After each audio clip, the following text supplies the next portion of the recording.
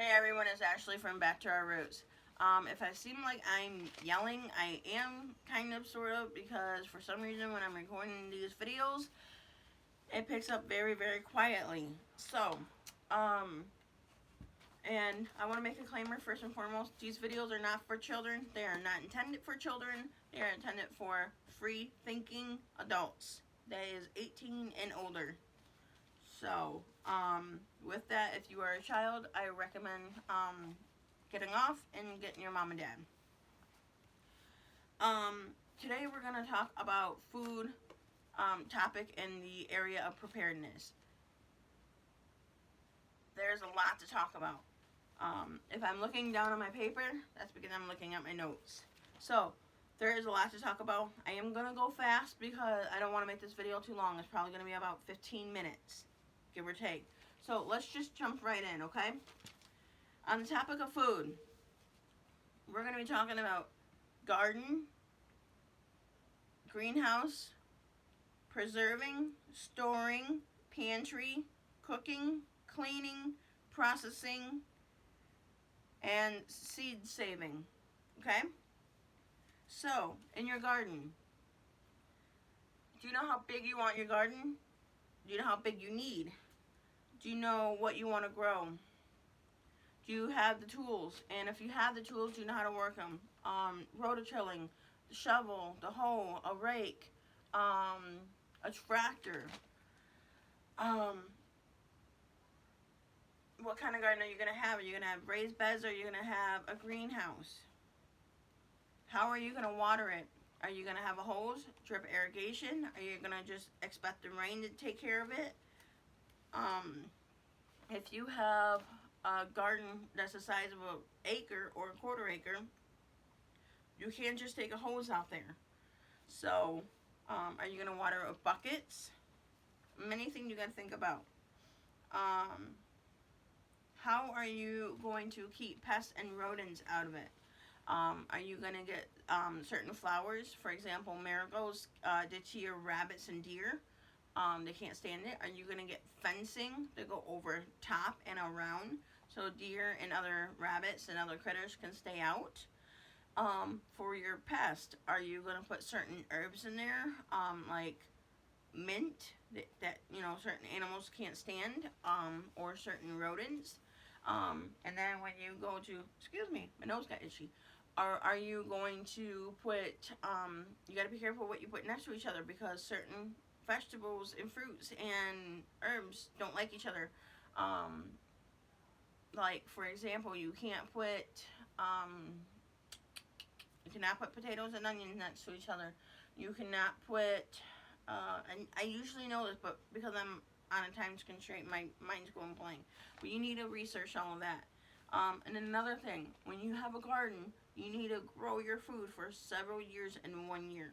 That way, if you do have a bad year like drought, too much rain, flooding, natural disaster like a hurricane or a tornado, and it wipes it out, or you are just simply too sick or unable to attend a garden that year, you need to make sure that your year prior can take you care of that year and the next year.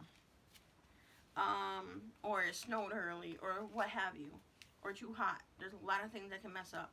And then when you grow it, like I said, I say minimum 3 years in 1 year. Do your research.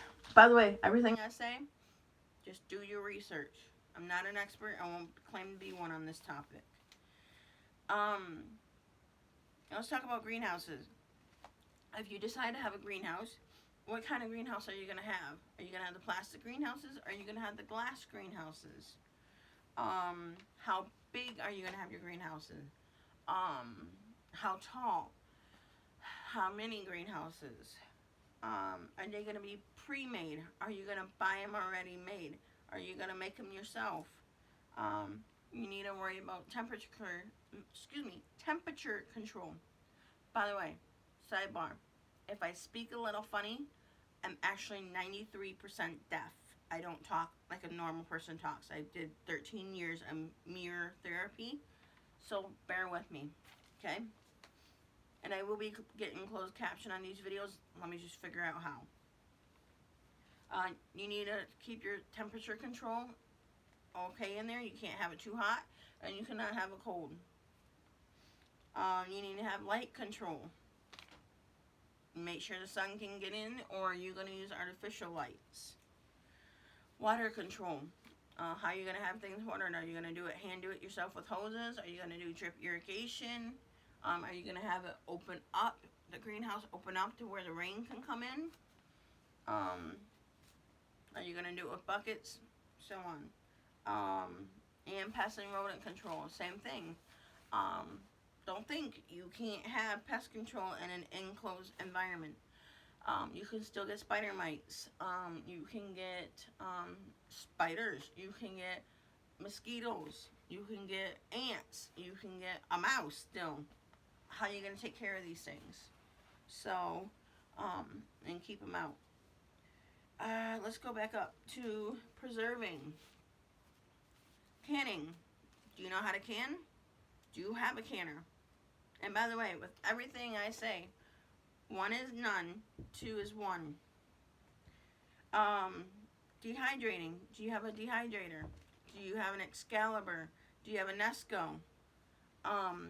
If you do you know how to use them? Do you know how to dehydrate using the air? Do you have a freeze dryer? We don't have one yet, but we'll be getting one. Do you know how to use it? Do you know how to preserve with salt? Salt is a great preserver. I don't know how to do that yet. I'll be upfront and honest with you, but I do know it's a way you can preserve, and it's a cheap one. Do you have a smokehouse? Do you know how to make a smokehouse? Do you know where to go buy one? Do you know how to use it? These are all great things you want to know how to do. With all of that, do you have a place to store your dehydrator, your canner, your freeze dryer, do you have a place to store all your jars with your food in it, like Jewish penicillin or chicken soup? Do you have a place to store all your harvest from your garden or your animals that you had to kill, like your meat birds, your chicken? You need a big space, and I think you need enough food for at least 7 years on back reserve in case something were to happen to your garden or something were to happen to your animals or vice versa. So, how big of a storage do you need? Mine, if I had to take a wild guess, I think mine is about 10 feet by 8 feet with a closet, and it's not a walk-in closet, and it's not big enough for us. This is only a couple months' food. In a room like this would only be a couple months' food for us. So you need to think about space for 7 years. Let's see here. Cooking. Oh, and then, do you have Mylar bags? In the storing. Do you have buckets? Mylar bags are for dehydrating your food. Do you have buckets? 5-gallon buckets? Do you have 2-gallon buckets? Food grade. Do you have 5-gallon or 55-gallon drums? Do you have sacks for like potatoes and onions and rice, and stuff like that?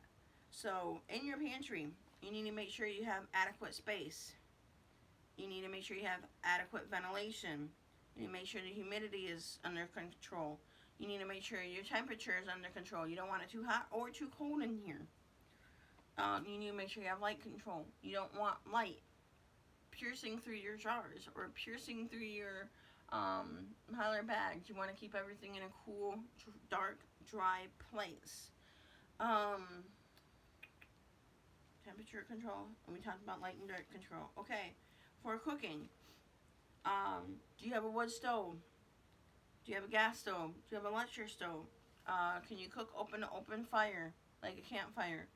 Do you have grills, solar oven, Dutch ovens? Do you have propane for all of these? For not all of them, because electric doesn't take propane, but you know what I mean. Do you have cast iron? And then another thing, along with cooking, you need to start cooking from scratch. You can't just,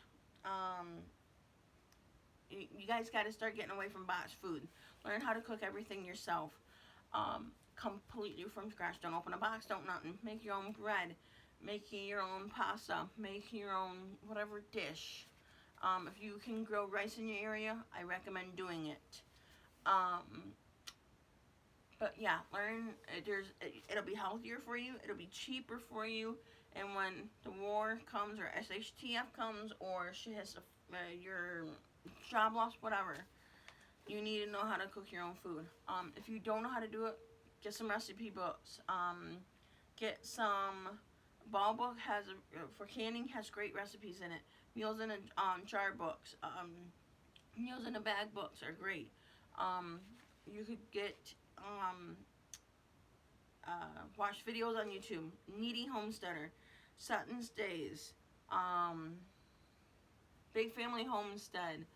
I mean, there's tons and tons of people that will show you how to cook. Use those skills. Cleaning. Do you know how to clean your food and clean the area up afterwards? Water. Make sure it's purified. Citrus. Lemons, grapefruits, and oranges are a great cleaner. Distilled white vinegar. Bragg's apple cider vinegar. Baking soda. Hydrogen peroxide. And then you'll need a brush. Those are all things you can clean your food with. Let's see. I don't know if we talked about processing yet. Do you know how to process your animals to turn them into food? Do you know how to defeather your chickens? Do you know how to take skin off of them? Do you know how to take skin off of a cow properly? Do you know how to kill the animal quick and painless as possible? Because if you do it with pain or fear, it's gonna mess with the food, and your meat is gonna be different. Research it. Do you know how to preserve the eggs that come out of chickens? Do you know why not to wash your egg compared to washing your egg? If you wash your egg, you have to put it in the fridge. If you don't, you can leave it out, depending on the temperature and the humidity of the air that's around your egg. So do you have the correct tools? Do you have the way to hang them? Like hang the deer, hang the cows, hang the pigs, hang whatever animal. And last but not least, seed saving.